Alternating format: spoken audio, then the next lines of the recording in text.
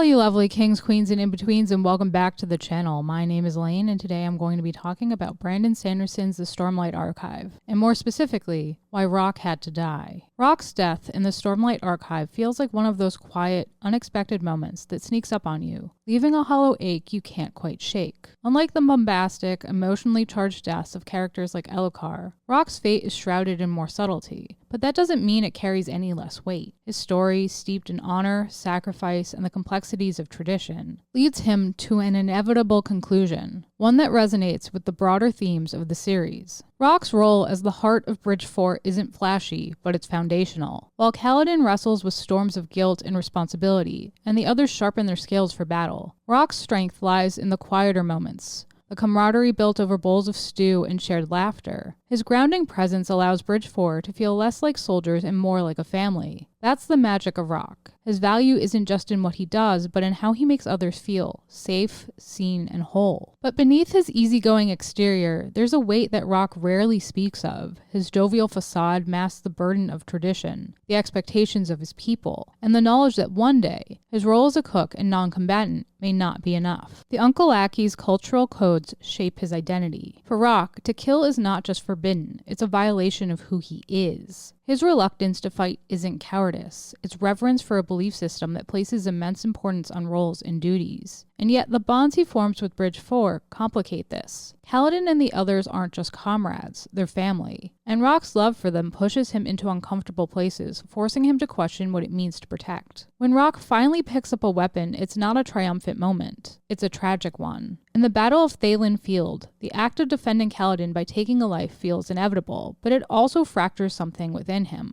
Rock doesn't weep for the fallen enemy, he weeps for the part of himself that's been lost. His sacrifice echoes long after the battle ends, not just in the form of exile, but in the knowledge that he's crossed a line he can never uncross. This moment solidifies Rock as one of the most quietly powerful figures in the series. His arc, built on warmth and sacrifice, reminds us that strength isn't always found in the clash of blades, but in the quiet resolve to carry burdens others cannot see. Rock's story carries the weight of quiet revolution, a subtle yet powerful reminder that change, even necessary change, rarely comes without a price. His death, or the strong implication of it, feels personal because Rock isn't a king, general, or knight. He's a cook, a friend, and a steady hand on the shoulders of those burned by war. Through him, the Stormlight Archive highlights the sacrifices made not by those in the spotlight, but by the people working in the margins, the ones who hold communities together while others reshape the world. The significance of Rock's fate lies in its reflection of one of the series' most pervasive themes. Growth demands sacrifice. Roshar's rigid hierarchies, whether it's the Alethi caste system, the Uncle Aki's cultural roles, or the traditionalist structures of the Knights Radiant, create order, but they also stifle progress. Rock embodies this tension. His refusal to fight isn't just personal, it's cultural. By crossing that line, even for the sake of protecting Kaladin, Rock challenges centuries of belief, stepping into a role his people explicitly forbid. In doing so, he mirrors figures like Kaladin and Dalinar, men striving to forge a new path, but who constantly face the reality that reshaping the world requires the breaking of old molds. Yet, what sets Rock apart from Kaladin or Dalinar is the quiet nature of his defiance. Rock doesn't seek power or revolution. His act of stepping beyond tradition isn't a grand declaration, but a deeply personal sacrifice made in a singular moment of need. This humility is what makes his story resonate. While Kaladin's struggles are often loud, drenched in conflict and self-doubt, Rock's choices unfold in the background, reminding us that true strength isn't always forged in the heat of battle. Sometimes it emerges in the willingness to put others before oneself, even at great personal cost. Rock's demise struck a heavy blow, not just for Bridge 4, but for me as a reader. Yet his fate doesn't feel like a tragedy in the traditional sense. The Stormlight Archive rarely treats sacrifice as something futile or without meaning. Rock's departure feels like a natural progression, a pivotal step in his journey and that of those around him. His absence isn't framed as a void, but as a continuation of the change he set into motion, a necessary shift that leaves the world subtly reshaped in his wake. His actions ripple outward, reinforcing one of the series' core themes, that even those without rank or ambition can leave an indelible mark. Rock's choice to defend Kaladin, knowing the personal cost, embodies the purest form of the Windrunner's oath. I will protect those who cannot protect themselves. There's no hesitation because, for Rock, protecting his family, by blood or bond, was never a question of duty. It was simply who he was. In that moment, his sacrifice feels less like a loss and more like a quiet, powerful affirmation of everything he stood for. Rock's story reminds us that not all heroism demands recognition. Sometimes it's the quiet resolve to stand firm when it matters most that leaves the greatest legacy. In many ways, Rock's story is a passing of the torch. By stepping beyond the boundaries of tradition, he inspires others to do the same. His sacrifice becomes fuel for those who remain. Much like Tien's death pushed Kaladin toward becoming a leader, Rock may not live to see the end of Roshar's struggle, but his choices ensure that those he leaves behind are stronger, wiser, and more willing to fight for the ideals he upheld. Rock's departure resonates because it reflects the quieter, often overlooked side of heroism, the kind that thrives not in grand victories, but in the moments of compassion, loyalty, and quiet resilience. In a series filled with towering figures who reshape nations and shatter gods, Rock's story is a reminder that not all heroes leave behind statues or songs. Some heroes simply leave behind fuller hearts and steadier hands. His absence in Bridge 4 creates a palpable void, not because he wielded the most power, but because he embodied the kind of strength that held others together. The intimacy of Rock's arc, the way it weaves through the narrative without demanding attention, mirrors the way he exists within Bridge 4. He's not the loudest voice, the deadliest fighter, or the most ambitious leader. He's the one who makes sure everyone eats, who offers a laugh when the weight of the world presses down, who quietly watches over his brothers like a guardian who knows the value of simple joys. In that sense, his legacy lingers not in the scars of battle, but in the way the men of Bridge 4 carry themselves after he's gone. His influence becomes part of the foundation, shaping the group long after he steps away from the front lines. Moreover, Rock's departure underscores the idea that heroism often carries burdens no one else can see. For Rock, stepping beyond his role as a cook and friend to take up arms wasn't just an act of defiance. It was a relinquishing of his place within his community. In doing so, he becomes an echo of the very forces Kaladin and Dalinar wrestle with, the cost of embracing a path that defies expectation. Yet, unlike Kaladin, who fights to transform the world directly, Rock's transformation is internal. He doesn't seek to dismantle tradition, but his actions inevitably disrupt it, creating ripples that extend beyond his own life. In the end,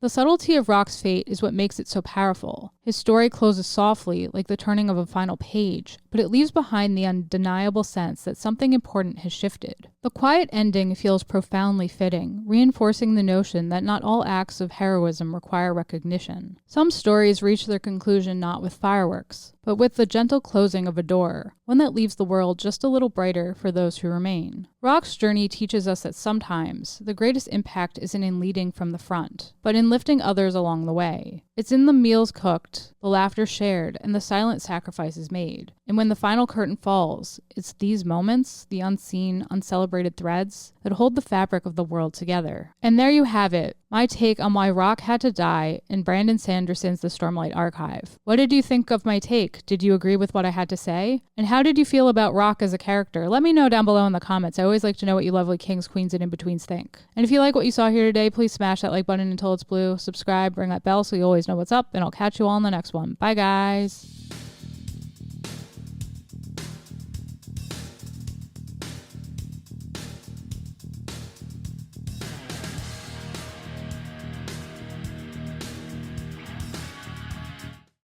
Hi, Tisha Valenza, aka Poison Ivy, and you've just been watching King's Entertainment Reviews.